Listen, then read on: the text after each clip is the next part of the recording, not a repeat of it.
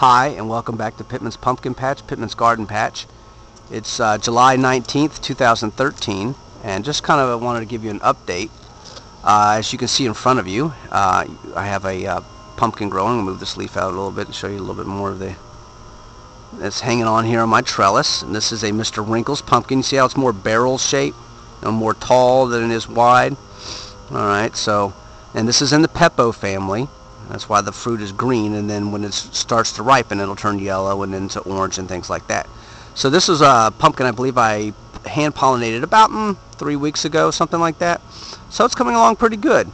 I'm thinking about trying to create some kind of hammock for it, so that you know, it doesn't pull and yank the whole vine down and things like that as it gets bigger, because these things are supposedly go from between 20 to 30 pounds. Don't know if that'll make it, but who knows. Some of the other pumpkins that you see that male flower right there. That's going to open up tomorrow morning. Anyways, a couple of flowers, females that I thought had gotten pollinated a couple weeks ago that were further up here didn't quite make it. And then you could tell within a day or two, a couple days, whether they were going to.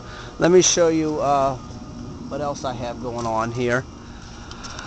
Hidden behind these leaves right there, there's another pumpkin right there in front of you. Now look at that one. Now see, that one is not as barrel shaped as the Mr. Wrinkles one that was over there. Now, could it still be a Mr. Wrinkles and just not growing like the other one is? That's possible. But I kind of think that might be a Howden.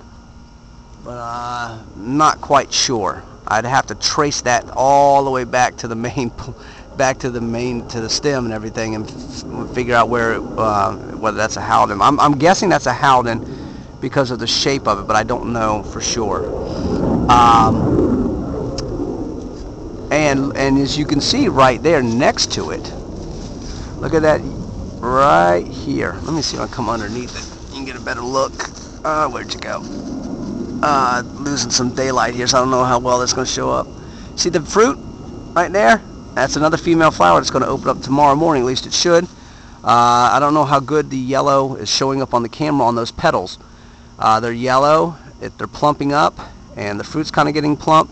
So that tells me this is most likely going to open up tomorrow morning. Fruit's good and green, not fading out. And that's one way you can tell if your pumpkins have got pollinated or not. If that dark green that you saw on the day that it opened up is still there the next day and maybe the next day after that, then you know it's probably pollinated. If it starts getting out of a pale green, kind of losing that dark green color that it once had, then it probably didn't get pollinated. That's one of the signs that I've seen more often than not. And it loses that dark green, goes to a lighter green, and it gets soft and wrinkly, and then, you know, it's pretty much on its way out. So, I don't know what I'm going to do about this flower here that should open up tomorrow morning, because look how precariously close it is to the other pumpkin. And to have two growing that close to each other, you know, that could spell bad news. So, I don't know what I'm going to do with that one.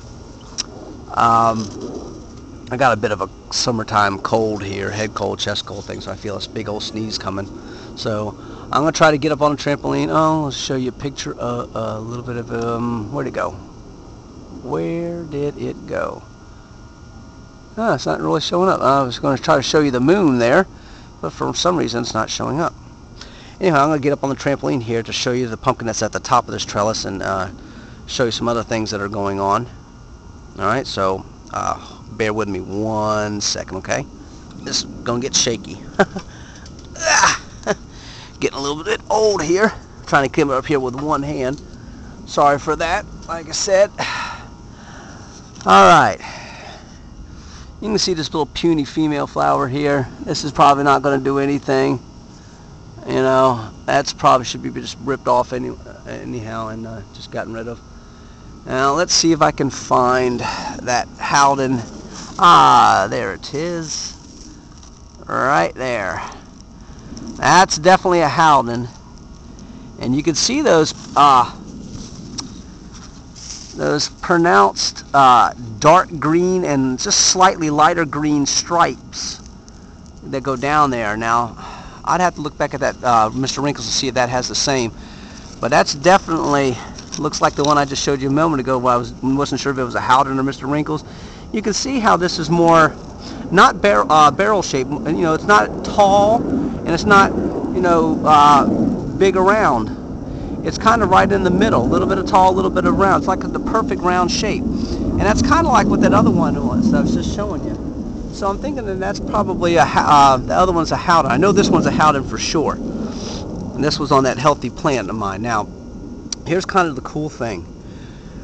When you have, I was mentioning it, I think in one of my other videos, that when the pumpkin first starts growing on a vine, what the plant does is it stops growing the vine. It stops producing more leaves and extending the vine further out because it's got a pumpkin growing. And of course, that's the job of the plant. It wants to grow that pumpkin. And the plant decides how many pumpkins it can support based on the amount of nutrition, the minerals, the trace minerals, all the good compost and soil that you have in your garden for it to feed on. And that plant makes a decision. Can I support more than one pumpkin on the vine? And when can I do that? So while this pumpkin was growing on here, that one right there on my really healthy Howden plant,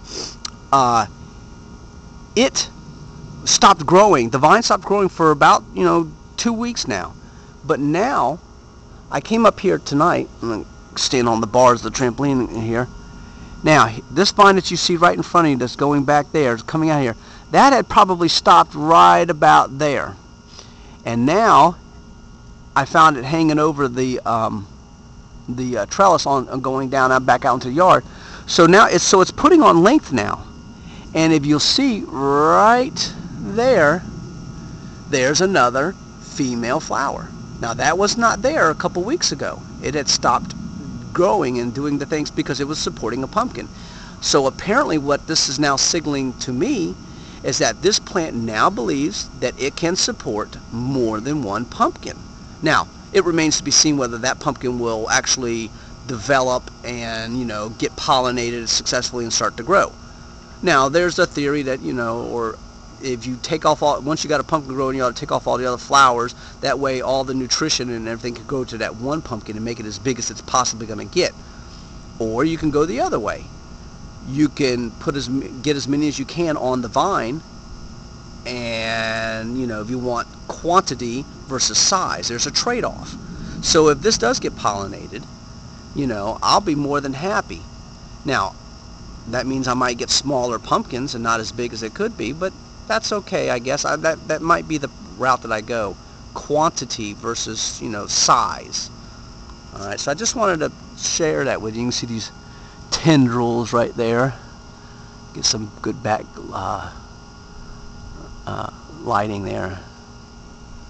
So I just wanted to show you that. Now, I have other females in here somewhere. Some are growing, some are not growing.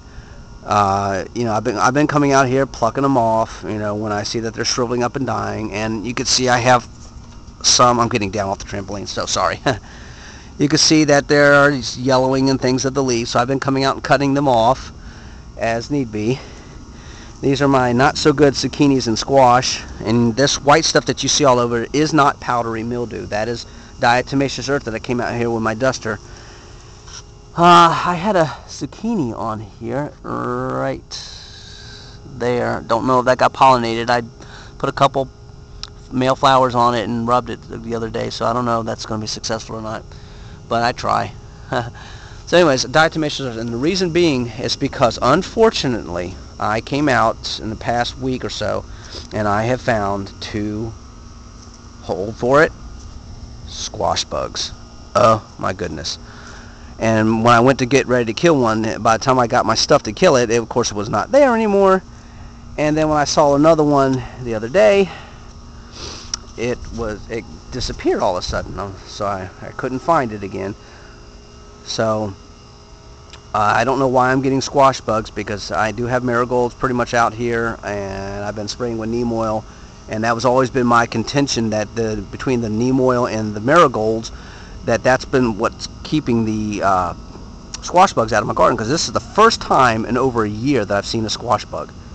Now, I've checked a lot of the leaves, not every single one, but I've checked a lot of the leaves on the bottom, and I have yet to see any eggs being laid So that's good, but I did notice that the squash bugs that I have seen were very young. They were not big ones, so they're probably on their way to mating and everything, so it probably won't be long.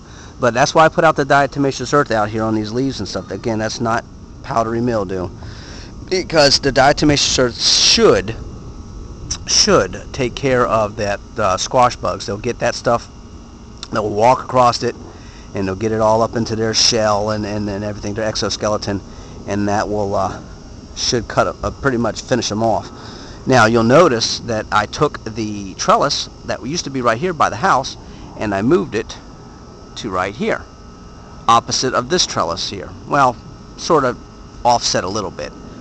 That's because I have the plants in here and this have come down or have come out of the trellis and have come down to the bottom levels and are coming across. So the other side was pretty much not going to do anything. So you can see right here is where I trellised them up here, and I have some more female flowers going to grow that are growing on these things. So, and there's a female right there. It's getting dark out, so it's getting a little hard to see on the camera, I'm sure. So just wanted to show you that. Got a lot of growth going on in here, a lot of things going on.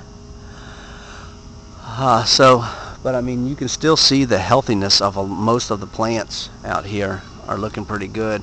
Again, I come out here pretty much every day or every other day, and I take out some of the sickly, dying leaves, and I get rid of them. Back over here at my other plants, this side's not doing so well.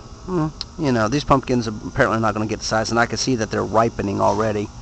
They've probably been hit with some kind of disease. You can see right there, that's a Big Max pumpkin. It's barely probably 6 pounds or 7 pounds at the most. Definitely did not live up to its potential, but the plant's probably got some, maybe even got squash vine borers in it, I don't know. But it's definitely on its way out. They're ripening, so I'll be ripping out these plants here fairly soon. You can see another pumpkin right here. This is probably, I think it's a Cinderella. It's good and solid. They're not mushy. But that's probably maybe 3 pounds, 2 pounds. Nothing like they're supposed to get. Hidden, I think, hidden back under here. Yeah, there's another one right there, another Cinderella. It's ripening up. And there's another one right there. That's getting kind of a weird shape to it. But it's kind of funny. Let's see. And I got one more over here that I don't know about this one.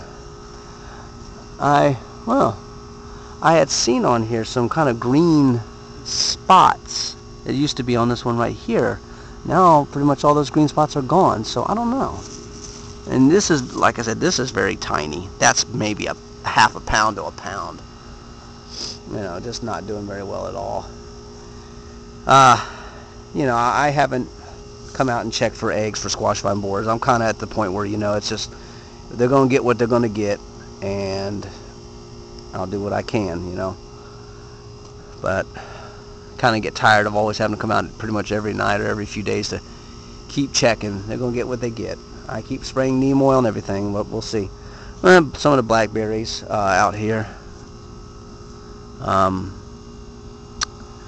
Some of them are already putting on new growth for next year. What I needed to do is I needed to really come out here and mark these canes as to which ones produced blackberries or not, so that I can cut those out at the end of the season, because that's what you do to prune blackberries. Once that cane has grown its fruit that year, you snip that cane off and get rid of it, and because it's not going to produce any more, and that way you can have fresh canes for next year that are already growing, and the leaves of course will die off, and then they'll let's see, here's a blackberry right here. Let's see if this one's, it's kind of really dark out here, so I'm sorry for the quality, but nope, that one's stubborn, doesn't want to come off, so I'm not going to force it. Okay, so anyhow, sorry for all the video quality and everything. I just wanted Been picking some of the tomatoes out here and everything, just a few Romas and everything every now and then, and adding them to some dishes. I picked my cucumbers. I don't know if I'll get any more, maybe. We'll see. Still got some tomatoes ripening, some beef steaks and everything, so that one looks ready. So I'm going to go ahead and pull that one right off. I'm just going to keep twisting it, and let's see, it doesn't want to come. Yeah, I think it's coming. Here it comes. Pop, pop, pop. Hey! How about that, huh? Medium-sized tomato. Medium-sized tomato. Alright. Nothing going on with the blueberries. I gotta do some, get rid of some of these plants that have not done so well in here, and then what I want to do is I want to get these things loaded up with mushroom compost in here. You know, usually you're supposed to build your soil, but I think some of the soil is just, the compost is just not very good quality as far as its nutritional value. But I'm a firm believer in this mushroom compost after I've seen what it's done with my pumpkins and things that I've read. And so I'm going to go ahead and sign off of here, and this is from Pittman's Pumpkin Patch, Pittman's Garden Patch. Things are looking pretty good, and at least on the pumpkin front. And oh, there's the moon. Zoom in. Alright, so we'll talk at you later. Have a good one.